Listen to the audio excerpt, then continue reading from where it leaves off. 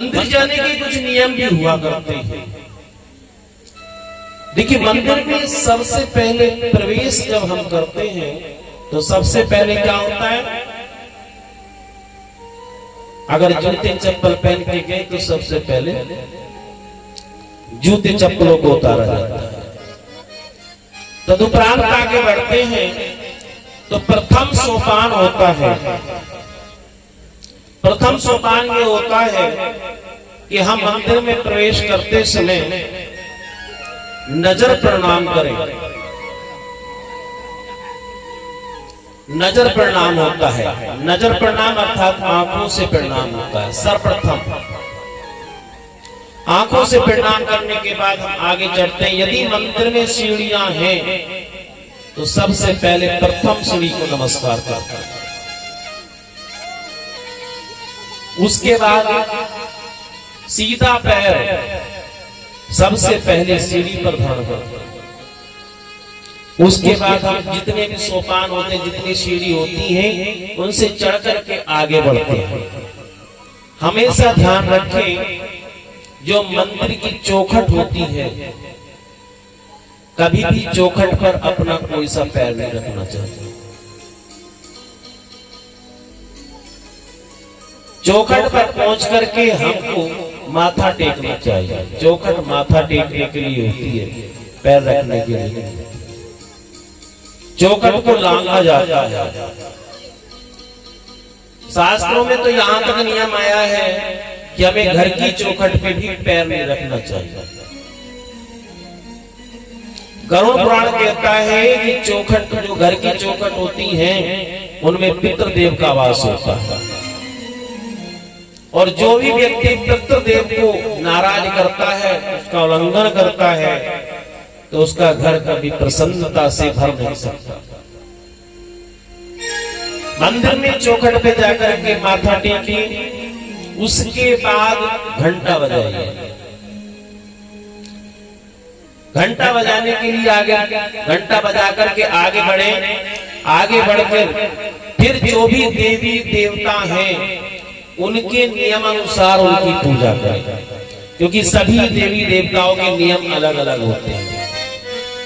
ऐसा नहीं कि अगर माने भोले बाबा हैं तो उनके लिए एक लोटा जल ले गए, तो माता गोरा हैं तो उनके लिए भी एक लोटा जल ले गए।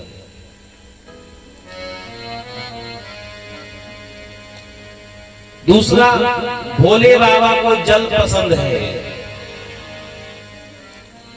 अगर हम भोले बाबा की बात करें तो भोले बाबा को जो जल चढ़ाया जाता है, तो ज्यादातर लोग गलती करते हैं कि उत्तर मुख करके जल चढ़ाते हैं, कि उत्तर को मुख करा और जल चढ़ा दिया सीधा। भोले बाबा को कभी भी सीधा धार बना करके जल नहीं चढ़ाया जाता है। ये विष्णु पुराण कहता है। भोले बाबा के लिए शिवलिंग निर्धारित किया जाता है, और शिवलिंग में पूर्व दिशा में गणेश जी का वास होता है, पश्चिम दिशा में कार्तिकेय का वास होता है, जल लहरी में सर्प का वास होता है, और शिवलिंग के पृष्ठ भाग में अर्थात दक्षिण की दिशा मां गोरा पार्वती का वास होता है। तो सर्वप्रथम हमको गणेश जी को जल चढ़ाना चाहिए। उसके बाद कार्तिकेय को जल चढ़ाना चाहिए। उसके बाद जो सर्प जल लहरी होती है उसमें जल चढ़ाना चाहिए।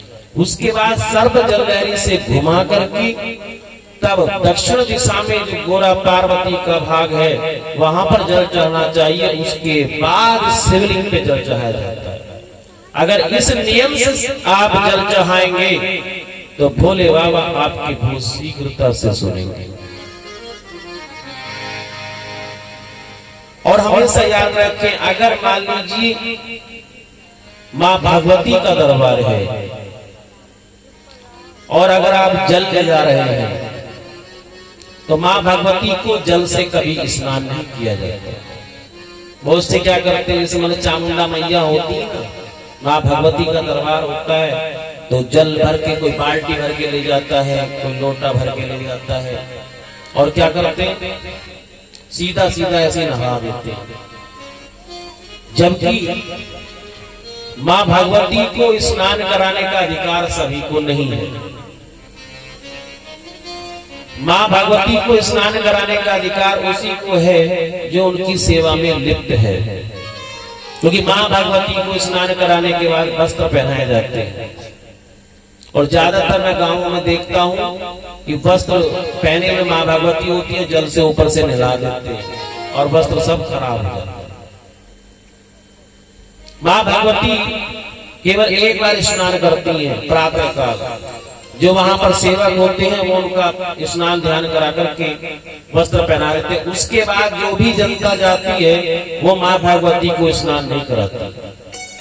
अगर मान लीजिए आपको जल अर्पण करना है तो जल के साथ लाल फूल लेकर के जाए और लाल फूल से मां भगवती के चरणों को धोए और उसी चरणामृत को हाथ में लेकर के या कटोरी में लेकर के पान करें तो मां भगवती बहुत शीघ्र प्रसन्न होती हैं और समस्त कष्टों को नाश करती हैं।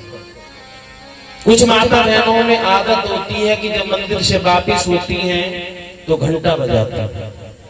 हमेशा ध्यान रखें जब मंदिर से वापिस आए तो कभी घंटा ना बजाएं, क्योंकि कहा जाता है कि जो मंदिर से वापिस आते समय घंटा बजाता है तो उसने जितने पुण्य किए वो क्षीण हो जाते हैं।